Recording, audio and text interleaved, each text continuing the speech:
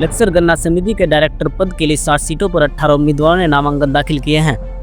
नामांकन जांच के दौरान कुल 10 आपत्तियां सामने आई हैं। हालांकि सुल्तानपुर, सिदरू, शिवनगर और लालचंदवाला क्षेत्र से कोई आपत्ति नहीं आई है, इसलिए इन क्षेत्रों के नामांकन समिति द्वारा स्वीकार कर लिए गए हैं। वहीं दल्लावाला हबीबपुर क्षेत्र को लेकर एक नया विवाद खड़ा हो गया है। जानकारी के मुताबिक वहां कुछ उम्मीदवारों पर आपत्ति इस आधार पर की गई है कि उन्होंने लगातार 3 वर्षों तक गन्ना सप्लाई नहीं किया है।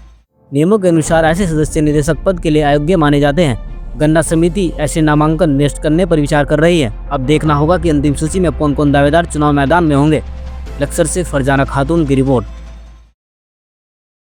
क्या समय रहा और क्या स्टेटस होगा? सुबह से अभी तक जो है हमें 10 आपत्तियां प्राप्त हुई और सुल्तानपुर, सिदड़ू और शिवनगर, लालचंदवाला जो निर्वाचन क्षेत्र है उसमें कोई भी आपत्ति प्राप्त नहीं हुई, इसलिए उनके जो नामांकन पत्र है वो स्वीकृत कर दिए गए। रामपुर, रायघटी, हबीबपुर, निरंजनपुर, ढाडेकी, दल्लावाला, खेड़ी मुबारकपुर, संगीपुर में एक एक दो आपत्तियां प्राप्त हुई हैं और कुछ उसमें आपत्तियां इस प्रकार की थी जो मनगढ़ंत मतलब आपत्ति थी। मतलब उसमें ये लिखा गया था कि प्रस्तावक का नाम गलत है या क्रमांक गलत है, लेकिन जो असत्य पाई गई जो उसकी आपत्ति, तो हमें उसका निस्तारण कर दिया गया और उसको स्वीकार न करते हुए और उनका नामांकन पत्र स्वीकार कर दिया गया।